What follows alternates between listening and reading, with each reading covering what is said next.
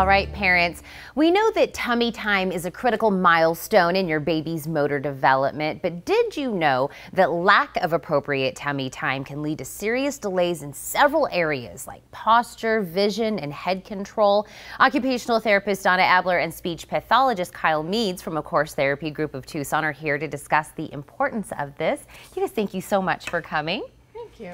Good morning. And Kyle, this is kind of a little veered from what we normally cover when you come to visit us, but you brought somebody with you to kind of cover a different topic. Not just somebody. This is our occupational therapist. This is Donna Abler. She has 32 years of experience as an occupational therapist, and she's really good with those babies.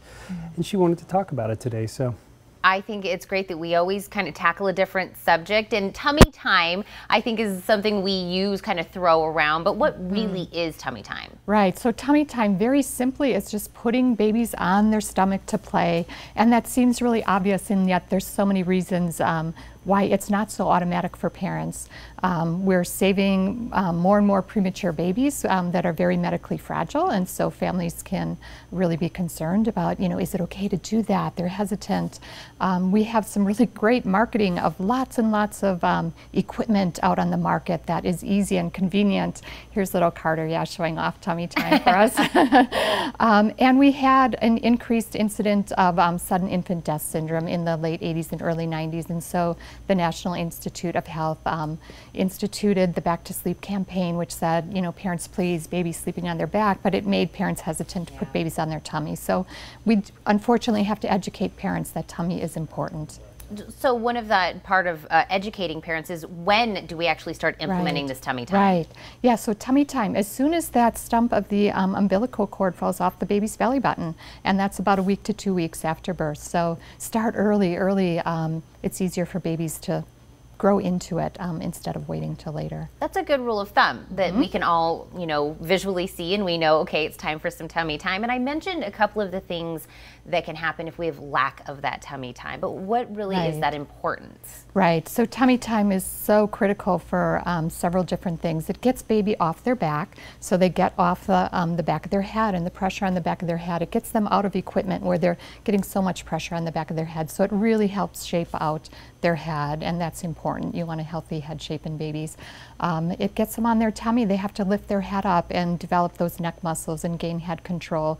When they're on their tummy, they're pushing through their shoulders and their arms, and they're getting strength through their arms and upper body, and that's what helps them to roll. They push through those arms and figure out how to roll over.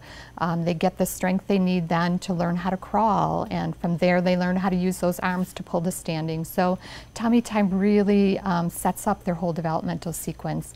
It also helps them develop their muscles on their back, so it helps them have that upright posture when they're in sitting, so that by 6 months old they can have some good control in sitting. So also vision. People don't know this, but being on your tummy is where babies do a lot of their visual development. They're looking from near to far and developing that shift in their gaze and developing the strength in their eye muscles to work together, so that when they get to school age they can track words from left to right to read, and they can look from desktop to the chalkboard and not get in trouble with that academically. Now that we know how important it is there anything that parents can do to kind of maximize that time? Yes, lots of different things. So early, you can start early and just have that little baby up at your shoulder and, you know, reclined a little bit and let them play around with lifting that head up and gaining some control. Introduce tummy when they're happy and content, you know, when they're right up after a nap or after a diaper change. Start slow, just 2 to 3 minutes at a time, a few times a day, and by 1 to 2 months old, you want to have them on their tummy a good hour a day, out of equipment and just playing on the floor. Make sure you're on a safe surface, that they're not going to roll off something. Get down on the floor with them, you know, encourage them, give them love, let them build trust that tummy is a good place for them. They love bright colored toys, they love mirrors, they love to hear parents' voices. So get down there, engage with them, and have fun with them.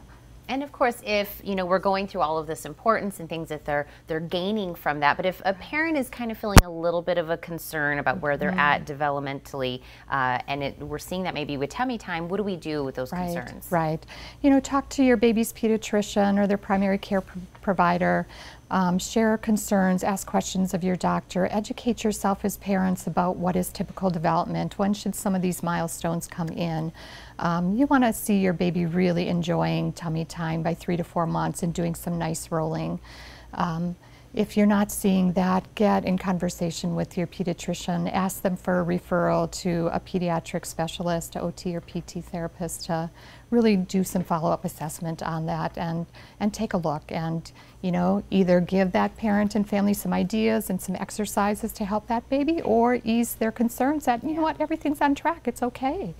So I love that we're tackling this. I'm sure there is a parent out there that's feeling those same things we were just talking about. And now, Kyle, every time you come, I always ask the question that everyone is eventually going to get to is, does insurance maybe cover if we want to have, you know, come and see an occupational therapist for any of the things that we talk about? Yes, it is covered. And, you know, if it's not covered, we are starting to do some groups now for infants and babies and tummy time, so we always have that option too.